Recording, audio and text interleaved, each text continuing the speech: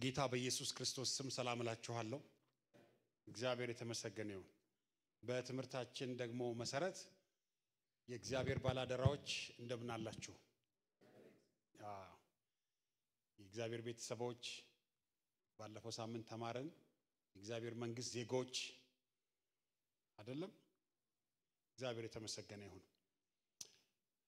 ጌታ ይባረክ። በጣም ጥሩ ደረጃ ላይ ደርሰናል። ዛሬ እግዚአብሔር መንግስት በሚል ንዑስ ርዕስ የመንግስቱ ወንጌል በሚል ነው አብረን የምንማረው። የማርቆስ ወንጌል ምዕራፍ 1 ቁጥር 14 ላይ አንብበን እንጸልያለን። ዮሐንስም አልፎ ከተሰጠ በኋላ ኢየሱስ የእግዚአብሔር መንግስት ወንጌል እየሰበከና ዘመኑ ተፈጸመ፣ የእግዚአብሔር መንግስት ቀርባለች፣ ንስሐ ግቡ፣ በወንጌልም እመኑ እያለ ወደ ገሊላ መጣ። ዮሐንስም አልፎ በተሰጠ በኋላ ኢየሱስ የእግዚአብሔርን መንግስት ወንጌል የእግዚአብሔር መንግስት ምን አለው? ወንጌል። የእግዚአብሔር መንግስት ወንጌል የእግዚአብሔር መንግስት ወንጌል እየሰበከና ዘመኑ ተፈጸመ፣ የእግዚአብሔር መንግስት ቀርባለች፣ ንስሐ ግቡ፣ በወንጌልም እመኑ እያለ ወደ ገሊላ መጣ ይላል። ማርቆስ 1 ቁጥር 14 ላይ የመንግስቱን ወንጌል አብረን እንካፈላለን። የማርቆስ ወንጌል በነገራችን ላይ የማርቆስ ወንጌል ከማቴዎስም ከሉቃስም ከዮሐንስ ወንጌልም ቀድሞ እንደተጻፈ ወይንም ደግሞ ቀድሞ እንደተቀመጠ በነገራችሁ ምን ትላላችሁ? አሁን ብዙዎቻችን አይምሮ ውስጥ ማቴዎስ ወንጌል ነው የሚለው አይደለም?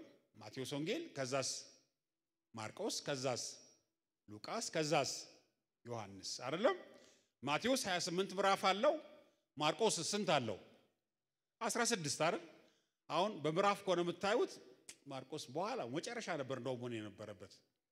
የሚደንቃችሁ በወንጌላት የመጀመሪያው በስነ መለኮት ውስጥ የመጀመሪያው ወንጌል ማርቆስ ወንጌል ነው። ማቴዎስም ከማርቆስ ዘገባ ወስዷል ተብሎ ነው የሚታሰበው። ሉቃስም ወስዷል ተብሎ ይታሰባል። ነገር ግን ለምንድነው ማቴዎስ የሆነው ብትሉኝ 400 ዓመት የጨለማ ዘመን ስለነበረ የብሉይ ኪዳን ነቢያቶች ከዘጉ በኋላ 400 ዓመት ጸጥ ብሎ ነበር።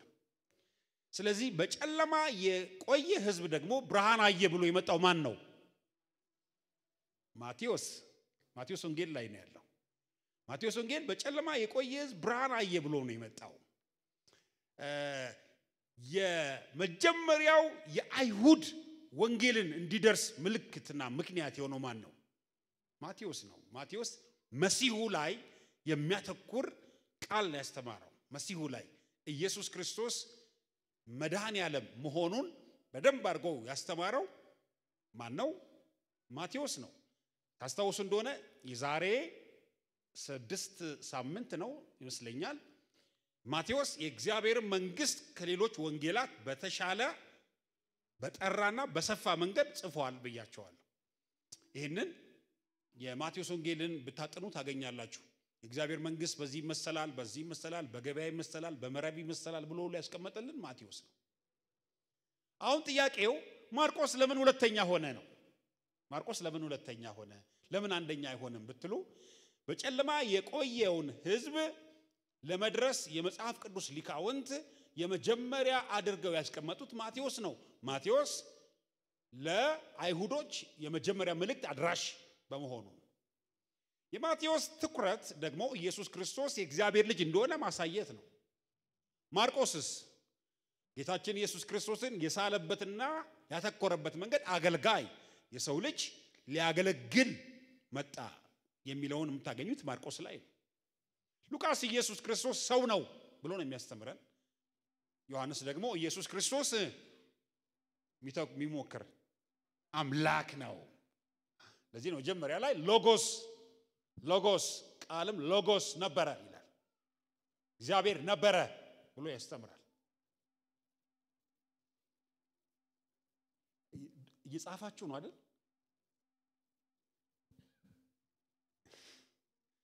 እሺ፣ የጌታ ጸጋ ይረዳናል። ማርቆስ ወንጌል አገልጋዩን ኢየሱስን ያስተዋወቀ። የማርቆስ ወንጌል ለሁሉም ወንጌላት ደግሞ ምንጭ መሆኑን ተረከላቸዋል። እንግዲህ ምዕራፍ 1 ቁጥር 14 የመንግስቱን ወንጌል የሚለውን ሐሳብ እናያዝ። በእርግጥ ጥሩ አጋጣሚ ነው፣ ዩቲዩብም ስላለ ስለሚቀርጽም ልትከታተሉ ትችላላችሁ። ነገር ግን መሰረታዊ የሆኑ ነገሮችን ደግሞ መጻፍ እንዴት ጥሩ ነው። ነገ በተለይ ማገልገል፣ ነገ ማስተማር፣ ነገ መስበክ የምታስቡ ሰዎች ደግሞ ካላችሁ የበለጠ የዝግጅት ጊዜያችሁ አሁን ስለሆነ ለምክር ያክል ነው። እሺ ምዕራፍ 1 ቁጥር 14 ላይ ምን ይላል? ወዲያውም መንፈስ ወደ ምድረ በዳ አወጣው፣ በምድረ በዳም ከሰይጣን እየተፈተነ 40 ቀን ሰነበተ፣ ከአራዊትም ጋር ነበረ፣ መላእክቱም አገለገሉት ካለ በኋላ ዮሐንስም አልፎ ከተሰጠ በኋላ አሁን ዮሐንስ ከሞተ በኋላ ማለት ነው ኢየሱስ የእግዚአብሔርን መንግስት ወንጌል እየሰበከና ዘመኑ ተፈጸመ፣ የእግዚአብሔር መንግስት ቀርባለች፣ ንስሐ ግቡ፣ በወንጌልም እመኑ እያለ ወደ ገሊላ መጣ። አንዱ የእግዚአብሔር መንግስት ትምህርት ውስጥ የእግዚአብሔርን ሐሳብ የእግዚአብሔርን ፈቃድ መግለጫ ነው። ዘመኑ ተፈጸመ ይላል። ዘመኑ ተፈጸመ ማለት ምንድነው?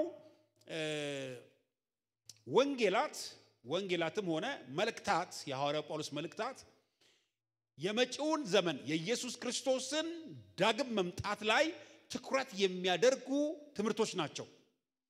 ዘመኑ ተፈጸመ፣ በዘመኑ በተፈጸመ ጊዜ ይላል። ለምሳሌ ገላትያ ምዕራፍ 4 ኢየሱስ ክርስቶስ ሲወለድ ዘመኑ በተፈጸመ ጊዜ ይላል። ዘመኑ ተፈጸመ ብሎ የሚናገረው የትኛው ዘመን ነው? አሁን ያለው ዘመን አልቆ የሚመጣውን የጌታችን ኢየሱስ ክርስቶስን ዳግም መምጣት የሚያተኩሩ ሐሳቦች እና የፍጻሜ ዘመን ወይንም በእንግሊዘኛ ስካቶሎጂ እንለዋለን። የመጨረሻው ዘመንን የሚያሳይ የመጨረሻው ዘመን ብለን ደግሞ የምንረዳው መቼ ነው? በጣም በመጨረሻው ዘመን ላይ የተለያዩ ሐሳቦች አሉ። ሐዋርያው ጳውሎስም በመጨረሻው ዘመን እንዲሆናል ብሎ ጻፈልን። እንግዲህ አስባቸዋል። ጳውሎስ መጻፈበት ዘመን የመጨረሻው ዘመን እንዲህ ብሎ ጽፏል። እኛ ደግሞ ከዛ በኋላ ከብዙ ዓመት በኋላ አለን። የመጨረሻው ዘመን መቼ ነው የሚል ጥያቄ ሰዎች አእምሮ ውስጥ ይቀመጣል።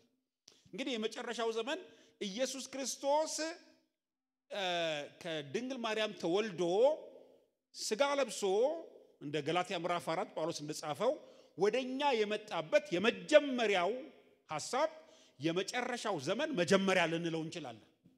ኦሬዲ ኢየሱስ ክርስቶስ ከተወለደበት ጊዜ ጀምሮ እስካሁን ድረስ የመጨረሻው ዘመን ተብሎ ነው የሚጠራው። በነገራችን ላይ የመጨረሻው ዘመን 666 888 44 44 ምናምን ቁጥር አይደለም።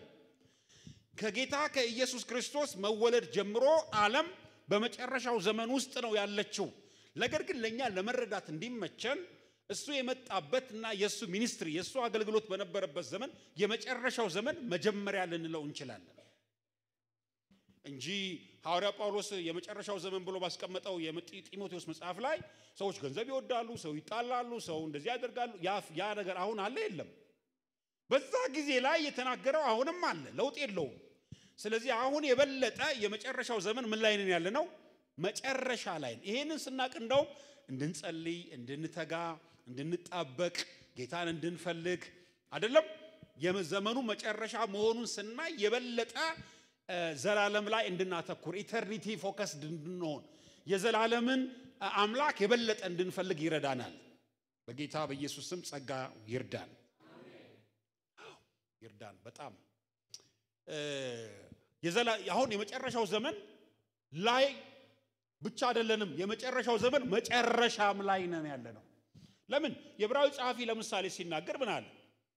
በመጨረሻው ዘመን እግዚአብሔር በብዙ መንገድ ሲናገር ቆይቶ አሁን በማን ተናገረናል? በልጁ አለ። አየው፣ የዕብራዊ ጸሐፊ በጻፈበት ዘመን የመጨረሻው ዘመን ጅማሬ ነበር ማለት ነው። በነቢያት በብዙ መንገድ ሲናገር ቆይቶ አሁን በልጁ በኩል ከተናገረን አሁን እኛ ደግሞ ያለን አማኞች ምን ላይ ነን ያለነው? የዘመኑ ማንጠፍጠፊያ መጨረሻ ጫፍ ነን ያለነው። ኢየሱስ ክርስቶስ በቅርብ ይመጣል። አሜን። ግልግል ነው። መሮኛ አይደለም የምነግራችሁ ስለምወደው ነው። ኢየሱስ ክርስቶስ በቅርብ ይመጣል የሚለውን ስናገር አሜን ብትሉ ደስ ይለኛል። እና ምን ትፈልጋላችሁ? ተስፋችን እሱ ነው አይደል? ዘመኑ ተፈጸመ ይላል። ዘመኑ ተፈጸመ ወንጌል ማለት በዚህ ዘመን ፍጻሜ ላይ የተወለደ መከራ የተቀበለ የተሰቀለ የሞተ የተቀበረ የተነሳ ወደ አባቱ ያረገ በኋላም እኛን ለመውሰድ የሚመጣ ማን ላይ መተኩር ነው? ኢየሱስ ላይ። ሮሜ ምዕራፍ 1 ቁጥር 3 ላይ ሲናገር ወንጌል ስለማን ነው የሚያወራው ነው የሚለው? ስለ ልጁ ስለ ኢየሱስ ነው።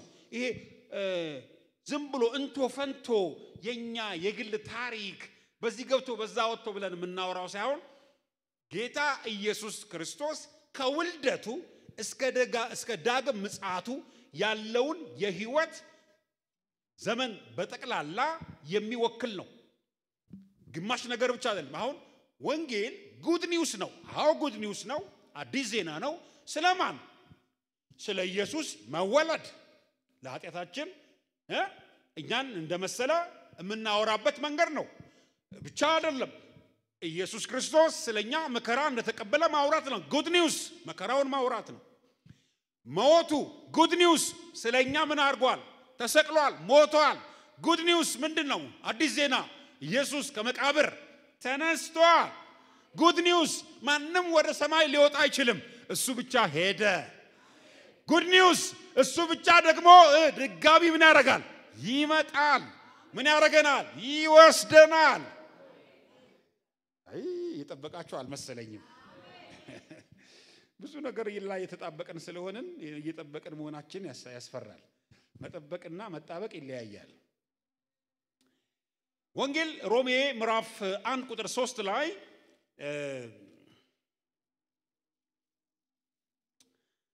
ሮሜ ምዕራፍ 1 ቁጥር 3 ላይ ምን ይላል መሰላችሁ? አሜን። ስለ ጌታ እያወራን ወደ ጌታ እንድንሄድ ጌታ ይርዳን። ምዕራፍ 1 ላይ ሐዋርያው ሊሆን የተጠራ የኢየሱስ ክርስቶስ ባሪያ ጳውሎስ በነቢያቱ አፍ በቅዱሳን መጽሐፍ አስቀድሞ ተስፋ ለሰጠው ለእግዚአብሔር ወንጌል ተለየ። ይህም ወንጌል በሥጋ ከዳዊት ዘር ከሙታን በመነሳት የተነሳ በኃይል የእግዚአብሔር ልጅ ሆኖ ስለተገለጠ ስለ ልጁ ነው። እርሱም ጌታችን ኢየሱስ ክርስቶስ ነው። ቃሉን ቃል ሲፈታው እንዴት ጥሩ መሰላችሁ! ማርቆስ ምዕራፍ 1 ቁጥር 14ን የፈታልን ሮሜ ምዕራፍ 1 ቁጥር 3 ነው። ቃል በቃል ሲፈታ በጣም ጥሩ ነው። ሰዎች ከሚፈቱት ይልቅ ቃሉ ራሱ ቃሉን ሲፈታ ጥሩ ነው።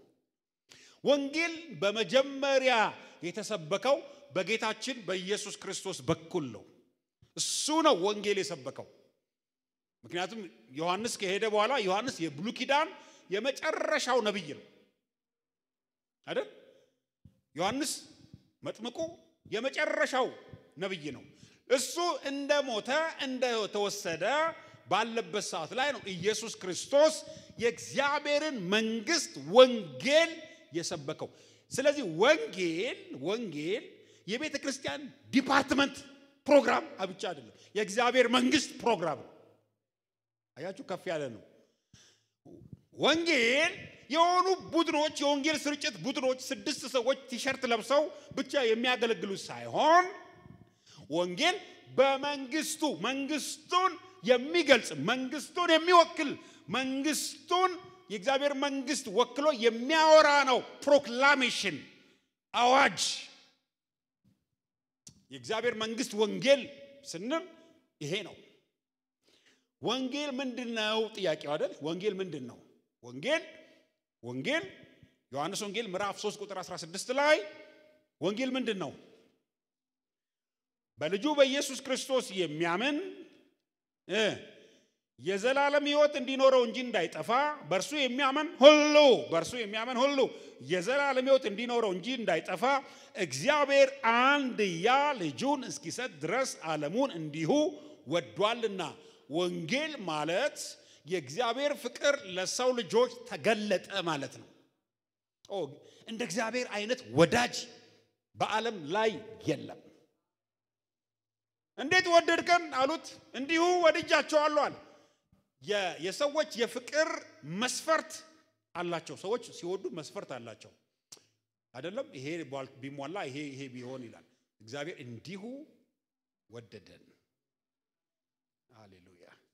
በጣም ጥሩ ነው መቼስ ራሱን የጠላ ሰው አይወደኝም ብሎ የሚቸገር ሰው በጣም ጥሩ ዜና ነው እግዚአብሔር አምላክ ከወደደህ ሰው ብዙ ባይወድህ አትቸገር የሰው ነገር ሁሉ ጊዜ የሰው ነው የሰጠህን ይነጥቀሃል ነገር ግን እሱ ወዶኛልና አዳነኝ ይላል ቃሉ እስቲ እናውጀዋለን ወዶኛልና አዳነኝ በሉ ወዶኛልና ሃሌሉያ ወዶኛልና አዳነኝ ሃሌሉያ ከታላቅ ፍቅር የተነሳ ስለወደደን ልጁን ኢየሱስን ሰጠን ይላል እግዚአብሔር ከዚህ የሚበልጥ ፍቅር የለውም ከዚህም የሚበልጥ ስጦታ የለውም ልጁን ሰጥቶ ወዶናል ድምጻችሁን ጮክ አድርጉና ለራሳችሁ እግዚአብሔር በጣም ይወደኛል በሉ እስቲ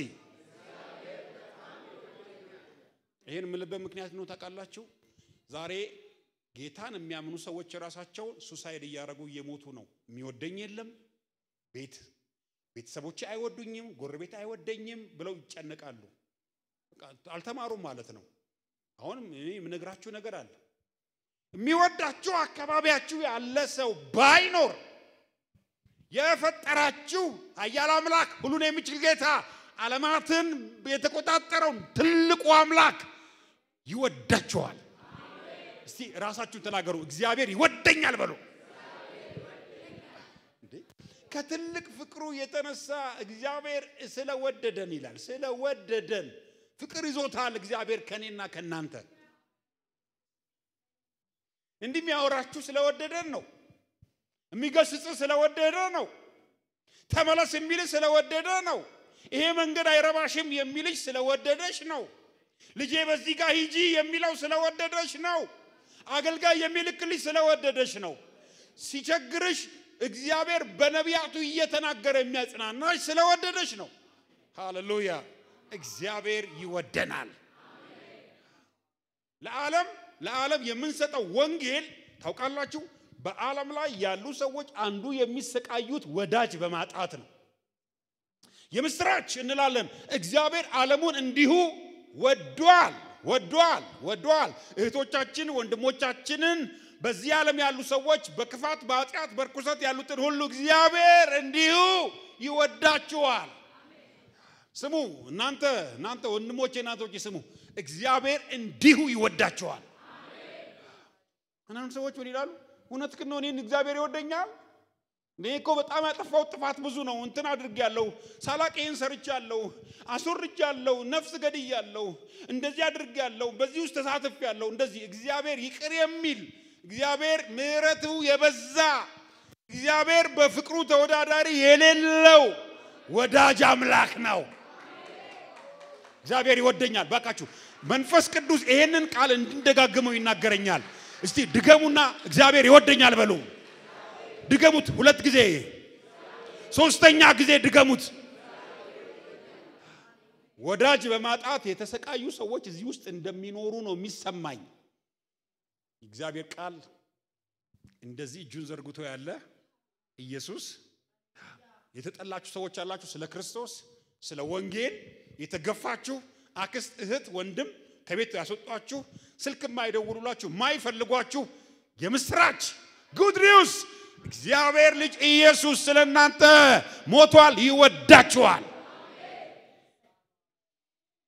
God loves the world እግዚአብሔር ዓለሙን ነው የወደደው አንድ ሰው መስላችሁ ዓለሙን ይሄንን አፍጋኒስታኑን ገልፍ ላይ የሚኖረው ሜክሲኮ የሚኖረው ይሄንን በዓለም ላይ ያለውን በጣም ከባባድ ክሪሚናልስ ወንጀለኛ የሆነው ቢሰማ የሚድንበት ወንጌል የፍቅር ወንጌል የምህረት ወንጌል የደህንነት ወንጌል የጸጋ ወንጌል አዎ እኛ ትንሽ እናበዛዋለን ይሄንን የመሰለ ወንጌል ተሰጥቶን ፍርድ ይበዛል ጀጅመንታል ነን ለሰው በጣም አንጠነቀቅም ስንሰብክ በጣም ነው የምንፈርደው እግዚአብሔር ግን በታላቅ ፍቅሩ የተነሳ ህዝቡን እንዲሁ ወደደ መጽሐፉ የሚናገር ዮሐንስ 3 ቆሚ ነው በርሱ የሚያምን ሁሉ የዘላለም ሕይወት እንዲኖረው እንጂ እንዳይጠፋ እግዚአብሔር አንድያ ልጁን እስኪሰጥ ድረስ ዓለሙን እንዲሁ ማለት ምን ማለት ነው እንዲሁ ማለት ነው ይሄንን የሚያክል ፍቅር ከሰማይ ወርዶልናል። ኖ ፔይመንት ካሽ የለውም፣ ክፍያ የለውም፣ የምትከፍለው ዋጋ የለም። ለወደደ ራስን መስጠት ነው። ለወደደ ምላሽ ምንድነው? አሜን ማለት ነው። ዛሬ ይሄ የወንጌል ቃል በጣም ምን ሆኗል? ሲንክሪታይዝድ ሆኗል፣ ተቀይጧል። እግዚአብሔር ታላቅን መዳን በነፃ አድርጎ አንዳንድ የቤተ ክርስቲያን አንዳንድ ነገሮች አሁን ወደ ፍራንክ የተቀየረው እግዚአብሔር ያዘነበት ጊዜ ይመስለኛል። ይሄንን የዳነ ህዝብ እግዚአብሔር ከጨለማ ከሞት ነጥቆ ከአንበሳ ነጥቆ አውጥቶ በቤቱ ያኖረውን ህዝብ በጣም በማይገቡ ነገሮች እነሆ ትልልቅ በደሎች ዛሬ ይታያሉ። ነውር ነው፣ በጣም ትልቅ ነውር ነው። በጣም ከባድ የሆነ ነውር፣ በእውነት ነውር። ውሃ ይሸጣል፣ ዘይት ይሸጣል፣ ፎጣ ይሸጣል፣ ጨው ይሸጣል። በጣም ትልቅ ነውር። ኢቲካሊ ራሱ በስነ ምግባር ደረጃ ራሱ ነውር ነው። የሰጠን ነፃ ወንጌል። ፕሬዝ ዘ ሎርድ ሃሌሉያ። ክብር ለኢየሱስ ይሁን።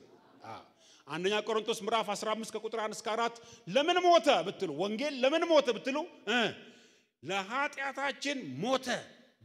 he died for our sins። ስለ ኃጢአታችን ሞተ። ስለሚወደድ ነው። ወንጌል ምን ነው ታውቃላችሁ? የተደበቀ ወሬ አይደለም፣ ኦፊሻል አናውንስመንት ነው። ተደብቃችሁ እንትና እኮ መጥቷል፣ እንትና ገባ አሉ ብላችሁ የምታወሩት አይደለም። ድምጻችሁን ከፍ አድርጋችሁ የምታወሩት ነው። ኦፊሻል ነው፣ ሌጋል አናውንስመንት። እኛ ሀገር እንኳን ብዙ እዚህ ወንጌልን ለመናገር ብዙ የምንቸገርበት ሀገር አይደለም። አሁን በርግጥ አላግባብ በሆነ መንገድ ወንጌሉ ራሱ ስለሚሰበክ ሰው እየተረበሸ ስለሆነ ነው። አንድ ጊዜ ወንጌል አንድ ወጣት ልጅ ይሰብካል። በርግጥ ወንጌል እየሰበከ ያለው እና እኔ ታክሲ እየጠበቅኩ ከኔ ጎን እናቶች በአቅምም በጣም የደከሙ እናቶች በጣም ብዙ ናቸው። አብረን ቆምን ታክሲ እንጠብቃለን። ና ያው የተሰበሰበበት ቦታ ስለሆነ ወንጌል ሊሰብክ የመጣው መጣ። በመምጣቱ ደስ ብሎኝ እኔም ለመስማት ዝግጁ ነኝ። እያንዳንዳችሁ አለን ሁላችንንም፣ አሁን ብታምኑ ይሻላችኋል፣ ባታምኑ ግን ገሃነም እሳት ጥልቅ። ሴትዮዋ ደንግጠው ወይ ልጄ ያሉ እንደደነገጡ አየሁኝና እንግዲህ የኔ ወንድም ስለሆነ እስቲ ቆይ ላውራ ስለው አንተም ብትሆን አሁን ሲሆን ጥልቅ ብሎኝ ሄደ። ከሶስተኛ ወር በኋላ አንድ ቤተክርስቲያን ለኮንፈረንስ ላገለግል ስለ በር ላይ ቆሞ አገኘሁት። ደነገጠ። ሲያይ አትደንግጥ። ወንጌል ግን የፍቅር አናውንስመንት ነው አይደለም? የፍቅር ዜና ነው። አታስፈራሩ፣ ሰው ነው አታስፈራሩ። ፍቅር ነው ማውራት ያለብን። አሁን ልትጠፋ ትችላለህ፣ አሁን ልትሞት ትችላለህ፣ አሁን እንደዚህ አሁን መጣብህ ከጀርባ ነው። ሰውን ከምታስጨንቁት የፍቅር ወንጌል እግዚአብሔር ወዳጅ፣ እግዚአብሔር ፈላጊ፣ እግዚአብሔር ስለኛ ፍቅር ያደረገው እንደሆነ ለሰው ቢነገረው እኔ ይበቃል ባይ ነኝ። ያ ማለት ወንጌል አይሰበክ ይያልኩ አይደለም። ወንጌል ግን ማለት ትርጉሙ ምን ማለት ነው? ወንጌል ማለት በየሰው ጆሮ ላይ ይሄዱ መጮህ ማለት አይደለም። ወንጌል ማለት ኢየሱስ ክርስቶስ ተወልዶላችኋል፣ ኢየሱስ ክርስቶስ ተሰቅሎላችኋል፣ ኢየሱስ ክርስቶስ ሞቶላችኋል፣ ኢየሱስ ክርስቶስ ተነስቶላችኋል፣ ኢየሱስ ክርስቶስ ወደ ሰማይ ወደ አባቱ ምን አድርጓል? አርጓል። ኢየሱስ ክርስቶስ ዳግመኛ ምን ያደርጋል? ይመጣል። ይሄንን በለውሳስ ቃል መናገር አይቻልም። መንገድ ላይም ቢሆን እኔ መንገድ ላይ ሰብኬ አውቃለሁ፣ አውቶቡስ ላይ ድሮ ሰብኬ አውቃለሁ። በጣም ጥሩ ነው ወንጌል መስበክ፣ ግን በማስደንገጥ በማስጨነቅ መሆን የለበትም ለማለት ነው። እና ኢቲካል ደግሞ ጨዋነት አይደለም ስነ ምግባር የተሞላው ወንጌል ያስፈልገናል። በመንገድ ላይ የሚያገለግሉን እግዚአብሔር ይባርካቸው፣ በርቱ፣ ቀጥሉ፣ ወደፊት ሂዱ፣ ጸጋ ይጨመርላችሁ። አቅም ቢያገኙ ነው በየመንገዱ የሚናገሩበት አይደለም ቀላል አይደለም አፋቸውን የሚከፍቱበት የእግዚአብሔር ጸጋ ሞልቷቸዋል እነሆ እንደ ወንድሞች እንደ እህቶች ዛሬም በቤተ ክርስቲያን ያለን እኛ ቅዱሳን የኢየሱስ ክርስቶስን ማዳን በፍቅር አርገን ለጎረቤት ለጓደኛ ለአካባቢ ሰዎች የመናገር አቅም ይብዛልን ወንጌል ማን ነው ወንጌላዊ ማን ነው እሺ ወንጌል ምንድነው አለን ከዛ ወንጌላዊ ማን ነው ወንጌላዊ ማን ነው ወንጌላዊ ለወንጌል አገልግሎት የተጠራ አገልጋይ ማለት ነው በኤፌሶን ምዕራፍ 4 መሰረት አምስቱ ቢሮዎች አሉ በነገራችን ላይ ወንጌላዊ ከመጋቢ አያንስም ወንጌላዊ ከሐዋርያ አያንስም ይሄንን በጣም በድፍረት መናገር ያስፈልጋል ለምንድነው ሰዎች ከወንጌላዊነት ወደ መጋቢነት የሚመጡት ብለው መጽሐፍ ቅዱስ ኮሌጅ ያስተማሩት ተጠይቄ ያውቃለሁ ከወንጌላዊነት ወደ መጋቢነት የመጡበት ብዙ ምክንያቶች ሊኖሩ ይችላሉ አንደኛው ጸጋቸውን ሳያውቁ ምናልባት ወንጌላዊ ሆነው ሊሆን ይችላል ሁለተኛው በፊት ከ15 ዓመት በፊት የኢትዮጵያ ቤተክርስቲያን ከ20 ዓመት በፊት ፓስተር ብዙ የሚባል አልነበረም ወንጌላዊ ብቻ ነው ስለዚህ 7-8 ቸርች ውስጥ ወንጌላዊ ሊኖር ይችላል መለያው ምንድነው እንደውም አንዳንድ ጊዜ አንጋፋ ወንጌላዊ ተብሎ ይጠራ ነበር መለያው ስለዚህ የዛ ወንጌላዊ የነበሩ ሰዎች ሲቆዩ የእግዚአብሔርን ጸጋ ጥሪ ሲያቁ እግዚአብሔር ወደ ለመጋቢነት ነው የጠራኝ ብለው ሊያመለክቱ ይችላሉ ሌላው ደግሞ ሳያቁ ምርጫ ሳይኖራቸው ተገደው ወንጌላዊ የሚሆኑ ደግሞ አሉ ተገደው እኛ ሌላው ቢሮ የለንም ቢሮ የምትፈልግ ሆነ አገልግሎት ወንጌላዊ ብቻ ነው ግባ ከዚህ ሳጥን ውስጥ ተብለው የሚገቡ ደግሞ አሉ እና ዛ ሳጥን ውስጥ ገብተው ተቆልፎባቸው ወንጌላዊ ሆነው ስታውን የሚኖሩ አሉ ወንጌላዊነት በጸጋ የሚገለጥ ነገር ሸክም አለው የወንጌል ሸክም አለው ከወንጌላዊ ጋር ብታሳልፉ የሚገርማችሁ የቤተ ክርስቲያን አገልግሎት ላይ ብታሳልፉ የትምህርት ኮንፈረንስ አይላችሁ የወንጌል ስርጭት ኮንፈረንስ ትራክት ይሰራ ነው የሚላችሁ አያስቀምጣችሁ ክሩሴድ ይላችኋል በቃ በእያንዳንዱ ፕሮግራም ወንጌል ጋር የሚያስበው እሁድ ሰባኪው ለሰባኪው ወረቀት ቢልክ ምን ብሎ ነው የሚነው መጨረሻ ላይ ምን ጥራ ይላል ነፍሳት ጥራ ይላል የመጋቢው ሥራ መትከል ነው የወንጌላዊ ሥራ ነፍሳት ማሳደር ነው ሮሜ ምዕራፍ 10 ቁጥር 15 ላይ ምን ብሎ ይናገራል ወንጌል የሚሰብኩ ሰዎች እንዳሉ ይናገራል ወንጌል የሚሰብኩ ሰዎች አሉ አሁን ቶሎ ልበል ሰዓቴ እንዳትሄድብኝ 10-15 እንግዲህ ያላመኑት እንዴት አድርገው ይጠሩታል ባልሰሙትስ እንዴት ያምናሉ ያለ ሰባኪስ እንዴት ይሰማሉ መልካሙን የምስራች የሚያወሩ እግሮቻቸው እንዴት ያማሩ ናቸው ተብሎ እንደተጻፈ ካልተላኩ እንዴት ይሰብካሉ ነገር ግን ሁሉ ለምስራቹ ቃል አልታዘዙም ይሄ ክፍል የሚያወራልን ምዕራፍ 10:9 ሮሜ ምዕራፍ 9 ሮሜ ምዕራፍ 10 ሮሜ ምዕራፍ 11 ስለ እስራኤል የሚያወራል ባጭሩ እዚህ ክፍል ላይ ያለው ምንድነው ወንጌል ሰባኪ ይፈልጋል ወንጌል ምን ይፈልጋል ሰባኪ ይፈልጋል ምንድነው ምን ሰብከው ነው አሁን ጥያቄው ምንድነው ምን ሰብከው ሁለተኛ ቆሮንቶስ ምዕራፍ 4 ቁጥር 5 ማንን ነው ሰብከው አሬ ቅር ይበላችሁ አላችሁ ማንን ነው ሰብከው እንደዛ አትሉም እንዴ የምን ሰብከው ኢየሱስን የተሰቀለውን ክርስቶስን እንሰብከው ሰባኪው እስከ ስብከት ርዕስ ነው የተሰጠው ሌላ ነገር እንዳይሰብክ ሌላ ነገር እንዳያወራ ማን ነው ርዕሱ ኢየሱስ ክርስቶስ የስብከታችን ርዕስ ያድናል አዎ ይሄንን ወንጌልኛ ይዘን ስንሄድ ልዩ ወንጌል የሚባልም ነገር እንዳለ ደግሞ ጳውሎስ በገላትያ ምዕራፍ 1 ቁጥር 8 ላይ ጠቁሟል ልዩ አናዘር ጎስፐል ይላል አናዘር ጎስፐል ማለት ምንድነው የመጀመሪያውን ኦሪጂናል ጎስፐል የሚመስል ሌላ ጎስፐል አለ ይላል የመጀመሪያው ጎስፐል ስለማን ነው የሚያወራው ብያቸዋለሁ ስለ ኢየሱስ ሁለተኛው ብሎ የሚያወራው ሌላ እንቶ ፈንቶ የሰዎች ትምህርትን የሚመስል ነገሮችን ገላትያ ምዕራፍ 1 ላይ ከቁጥር 8 እስከ 9 አስቀምጦላችኋል እሱንም ቶሎ ላንብብላችሁ እኔ ማንበብ እወዳለሁ ለምን ሰዎች መጽሐፍ ቅዱሳቸውን እንዲወዱ እንዲያነቡ ለማበረታታት መድረክ ላይ መጽሐፍ ቅዱስ ቢነበብ ጥሩ ነው ባይነኝ ለምን ሰዎች ቤታቸው ገብተው መጽሐፍ ቅዱስ የማንበብ ልማድ እንዲኖራቸው ያደርጋል ነገር ግን ሁሉ ጊዜ ባይብል ሳናነብ እንደዚህ ገልጠን ሳናነብ ዝም ብለን ምንናገር ከሆነ መጽሐፍ ቅዱስን ሰዎች ለዓለማንበብ ያስባሉ ባይብልን ይዘው መጥተው ሳይከፍቱት ይዘው የሚሄዱ ሰዎች አሉ ምዕራፍ 1 ቁጥር 8 እስከ 9 እንዲህ ይላል ነገር ግን እኛ ብንሆን ወይንም ከሰማይ መልአክ ከሰበክንላችሁ ወንጌል የሚለይ ወንጌል ቢሰበክላችሁ የተረገመ ይሁን አስቀድመን እንዳለን እንዲሁ አሁን ሁለተኛ እላለሁ ከተቀበላችሁት የተለየውን ማንንም ቢሰብክላችሁ የተረገመ ይሁን ምን አይነት ነው ሁለተኛ ወንጌል ምን አይነት ነው በመገረዝ ትድናላችሁ የሚል ነው ኢየሱስ ክርስቶስ በመስቀል ላይ ተሰቀለ የሚለውን የመጀመሪያውን የወንጌል ስብከት ሳይሆን አሁን በመገረዝ ሥርዓት በመፈጸም በአንዳንድ ነገሮች በማድረግ በመስጠት ትጸድቃላችሁ ብሎ የሚናገር ይሄ የተረገመ ይሁን ለምን የኢየሱስ ክርስቶስን መወለድ መሰቀል መሞት መቀበር መነሳት ዳግም ወደኛ መምጣቱን የሚያበስር ወንጌል አይደለም ስለዚህ ከርስ ይደረጋል ይረገማል አሁንም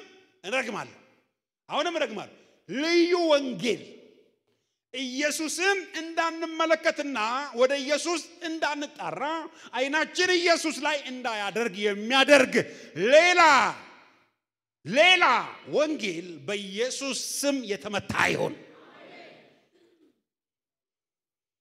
ይመታ አይናችንን ዞር የሚያደርግ ከኢየሱስ ይልቅ ሌላ ነገር ላይ አናዘር ጎስፔል ሚልኮ ሌላ ነገር ማለት ነው ሌላ ነገር ላይ ሰይጣን በጣም ታክቲከኛ ነው ታውቃላችሁ ቤተክርስቲያን አሳይመንቷን እንዳትሰራ ሌላ ኢሹ ይሰጣታል ግጭት ያመጣል ነገር ያመጣል ጦርነት ያመጣል ገንዘብ ያመጣል በቃ ሌላ ነገር ያመጣና ወንጌልን ችላ ብለን እንድንሄድ ያደርጋል ዛሬ እንመተዋለን የጨለማ የመቆሚያ ቦታ የፈረሰ ይሁን የዲያብሎስ አጀንዳ ስውር ድብቅ አጋንንታዊ አጀንዳው የፈረሰ ይሁን አይችልም አይኖቻችን ኢየሱስ ላይ ይሆናሉ ወንጌል ላይ ይሆናሉ ጉባኤው አሜን ይላል ሃሌሉያ ጌታ ከኛ ጋር ነው ይሄ ወንጌላዊ ማን ነው ያልኳችሁ አንድ ወንጌላዊ ነው ይሄ አንድ ወንጌላዊ ግን ወንጌላዊ ህዝብ የሚባል ደግሞ አለ አሁን ቸርች ውስጥ የቤተ ክርስቲያን አባላት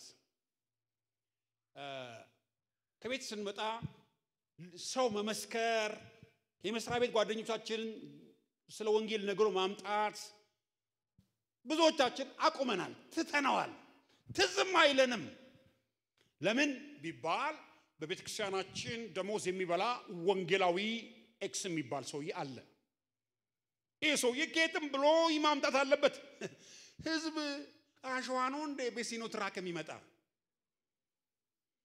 ይሄ ሰውዬ ጌታ ያመጣዋል ተሸክሞ ያመጣዋል ወይ ይሄ ነው አንዳንድ ጊዜ ወንጌላዊ ቤተ ክርስቲያናችን ውስጥ 6 ወንጌላዊ አሉ ህዝብ መሙላት አለበት ጌታ ያምጡ ወንጌላዊ ህዝብ ያስፈልጋል ማቴዎስ ወንጌል ምዕራፍ 28 ከቁጥር 18 እስከ 20 ሂዱ ወንጌልን ለፍጥረት ምን አርጉ ስበኩ ሂዱ እነማ ሁላችንም አሁን ሂዱ ስል ማንን የሚያተኩር ነው እያንዳንዳችሁ እኔ ትላላችሁ ሂዱ እኔ ቅብርር ያለ እኔ አቤት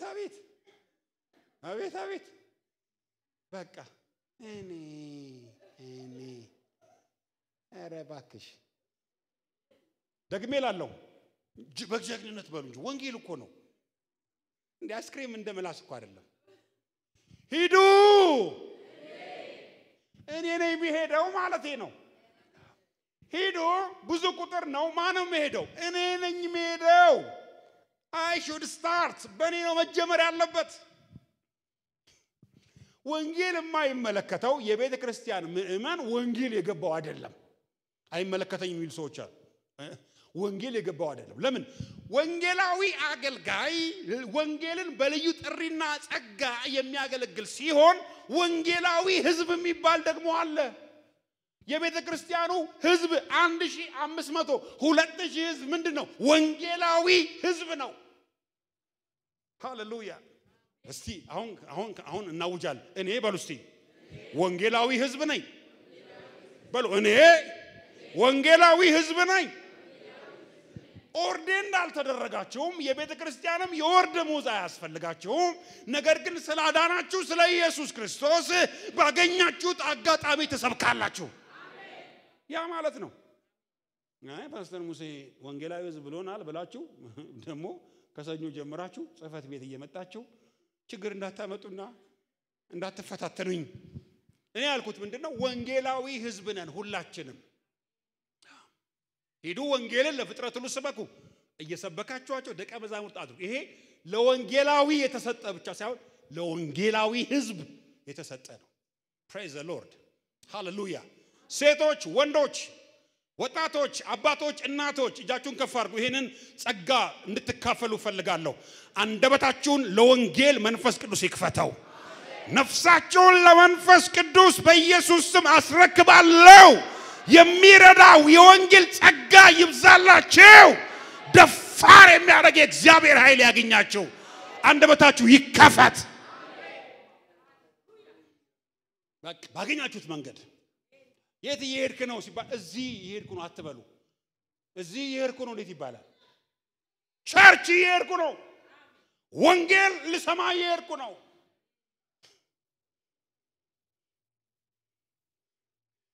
ሃሌሉያ የመንግስቱ ወንጌል ይሄ ነው አምስት አይነት አንዱ ወንጌል ግን በአምስት አይነት መንገድ ተገልጧል እሱን ተናግሬ ልጨርስ አንዱ ወንጌል ግን በአምስት አይነት መንገድ አንዱ የተገለጠው በሐዋርያት ሥራ ምዕራፍ 20 ቁጥር 24 ላይ ነው ኦ ሃሌሉያ አንዳንዶቻችሁ ከዚህ በኋላ ጌታ በእጆቻችሁ ላይ ነፍሳትን ይሰጣችኋል አዳዲሶች በህይወታችሁ ላይ ይመጣሉ እስ መንገድሽን አሳይኝ አንቺ የምትከተዩን ጌታ እኔም እንድከተለው መንገድን አሳይኝ እርጂኝ የሚሉ በሰፈርሽ በአካባቢሽ ያክስትሽ ልጅ ያጎትሽ ልጅ እህትሽ እናትሽ ወንድምሽ እግዚአብሔር አምላክ ብዙዎችን አሳልፎ ይሰጣችኋል ሐዋርያት ሥራ ምዕራፍ 20 ቁጥር 24 ላይ ነገር ግን ሩጫዬን ከጌታ ከኢየሱስ ክርስቶስ የተቀበልኩትን አገልግሎት እርሱም የእግዚአብሔርን ጸጋ ወንጌል መመስከር እርሱም የእግዚአብሔርን ጸጋ ወንጌል መመስከር እፈጽም ዘንድ ነፍሴን በኔ ዘንድ እንደማትከብር እንደ ከንቱ ነገር እቆጥራለሁ አሁንም ነው እኔ የእግዚአብሔር መንግስት እየሰበኩ በመካከላችሁ የዞርኩላችሁ ከእንግዲህ ወዲህ ፊቴን እንዳታዩ አውቃለሁ አለ ጳውሎስ የእግዚአብሔርን ጸጋ ወንጌል ጸጋ ምንድነው ነፃ ስጦታ ወንጌል ውስጥ የሚተርከው የወንጌል ናሬሽን የወንጌል ትረካ ስለማን ነው ስለ ክራይስት ጂሰስ ስለ ኢየሱስ ክርስቶስ እሱ ምንድነው የጸጋ ሙላት ነው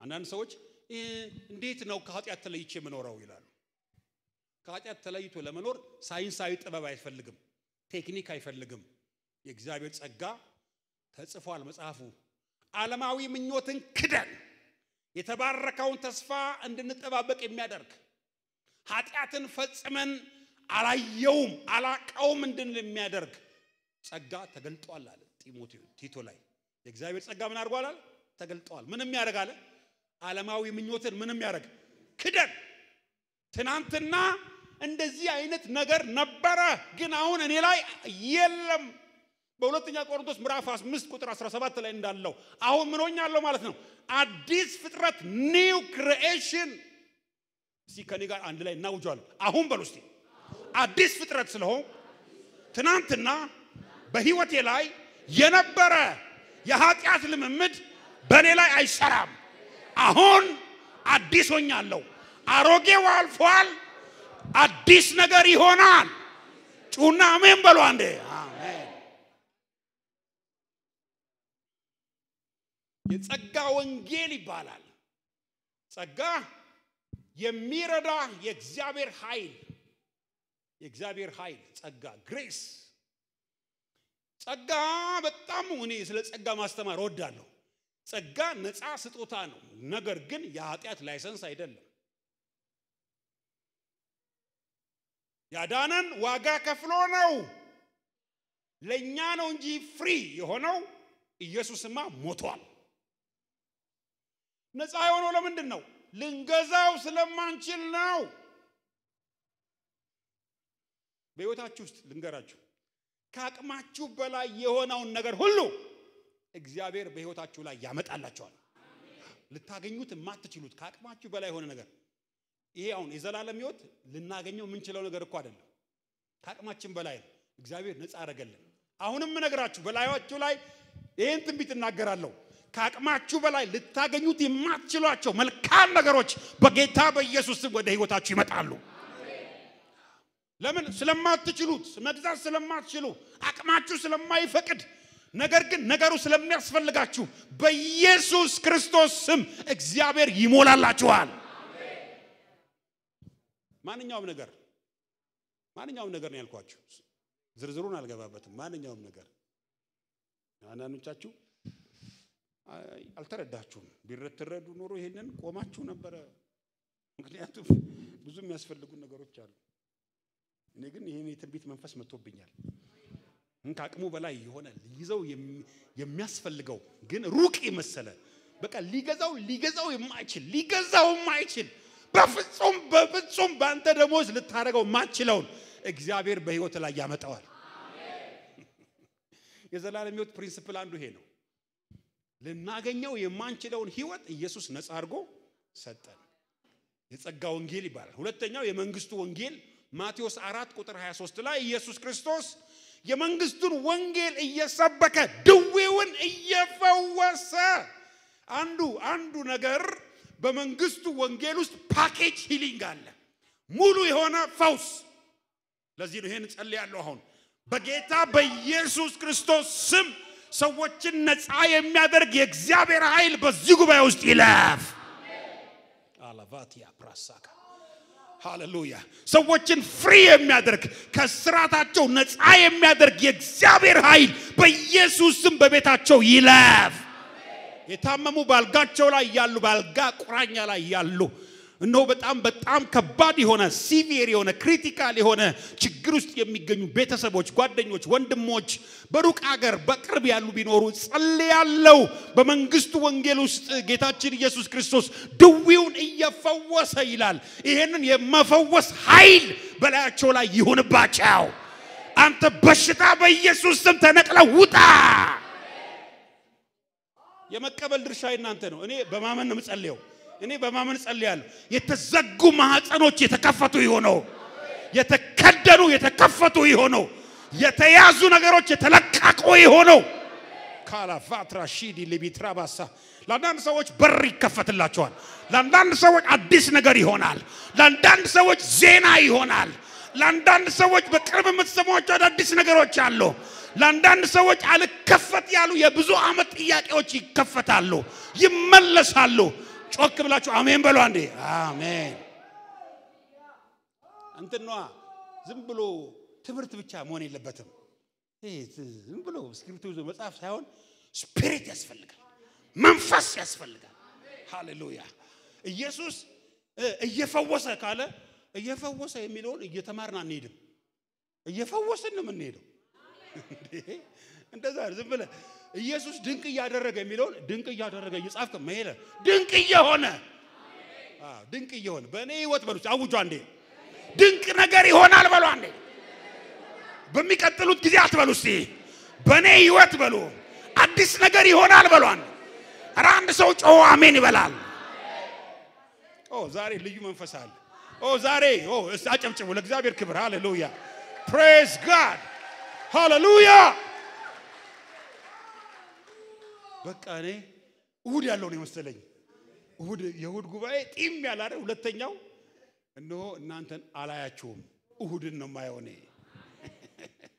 ሶስተኛው የክርስቶስ ወንጌል የሚል ቃል አለ የክርስቶስ ወንጌል የመጀመሪያው ጸጋ ወንጌል ሁለተኛው የመንግስት ወንጌል ሶስተኛው የክርስቶስ ወንጌል ሮሜ ምዕራፍ 1 ቁጥር 16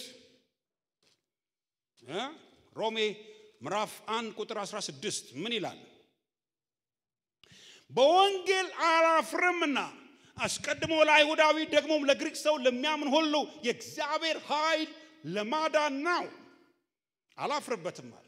የማያሳፍር የክርስቶስ ወንጌል። አራተኛው የሰላም ወንጌል ኤፌሶን ምዕራፍ 6 ቁጥር 15 የኛ ወንጌል የሚበጠብጥ የሚረብሽ አይደለም፣ ሰላም ይሰጥመን። ሰላም በእውነት ለዚች ምድር የሚያስፈልጋት ወንጌል ነው። በጣም ለዚች ምድር ያስፈልጋታል ወንጌል። ምን ያመጣል ወንጌል? ሰላም። መካከላችን ያለው ልዩነት የሚያጠብ የሚለውጥ ምንድነው? ወንጌል። ኢትዮጵያን የሚፈውሳት ወንጌል ነው። ኢትዮጵያን ነፃ የሚያወጣት ወንጌል ነው። ብዙ ነገሮች ተሞክረዋል፣ አልሰሩም። ወንጌል ግን ግሪካዊ የለም፣ አይሁዳዊ የለም፣ የከለር ምርጫ የለም፣ የቋንቋ ልዩነት የለም፣ ሁሉን የሚያድን ነው። እነሆ በኢየሱስ ክርስቶስ ስም እንጸልያለን። በኢትዮጵያ ምዕራብ፣ በኢትዮጵያ ሰሜን፣ በኢትዮጵያ ምስራቅ፣ በኢትዮጵያ ደቡብ ላይ ወንጌል በታላቅ ኃይል ይነገር። አምስተኛው የክብር ወንጌል። የመጨረሻው የክብር ወንጌል። የምናገለግለው ወንጌል የውርደት ወንጌል አይደለም፣ የድህነት ወንጌል አይደለም፣ የጉስቁልና ወንጌል አይደለም፣ የረሃብ የጥማት ወንጌል አይደለም። የምናገለግለው ወንጌል የክብር ወንጌል ነው። የኤፌሶን ምዕራፍ 1 ቁጥር 13 የክብር የተስፋ ያለው መዳን ያለው ፍጻሜ ያለው ዴስቲኔሽን ያለው our destination is real ትክክለኛና ግልጽ ነው። ኢየሱስ ክርስቶስ መጥቶ ይወስደናል። የክብር ወንጌል። ጌታን አገልግሎ የወደቀ የለም። ጌታን እናገለግላለን፣ አንወድቅም፣ አንራብም፣ አናጣም። ኖ ጌታን ተስፋ ያደረጉ ሰዎች አይወድቁም። ሃሌሉያ። እግዚአብሔርን የሚተማመኑ ሰዎች አይደክሙም። እግዚአብሔር የሚጠራቸው ሰዎች በር አይዘጋባቸው። አንድ ቢዘጋ 7 ይከፈታል። ክብር ለኢየሱስ ይሁን። አንድ ቢዘጋ 7 ይከፈታል። በግራ ቢዘጋ በፊት ይከፈታል። በዚህ ቢዘጋ በዚህ ይከፈታል። እግዚአብሔር ከኔ ጋር ነው። ክብር ለኢየሱስ ይሁን። የክብር ወንጌል። በጭበጫ ታርክ በደም አጨብጭቡ። ካጨበጨባችሁ በደም አጨብጨብ። እስቲ አንዴ ከኔ ጋር በሉ። የማገለግለው በሉ እስቲ የምናገረው የክብር ወንጌል ነው በሉ። የኃይል ወንጌል፣ የሚሰራ ወንጌል፣ የሚያከብር ወንጌል። አሜን። ቁሙና እንጸልያለን።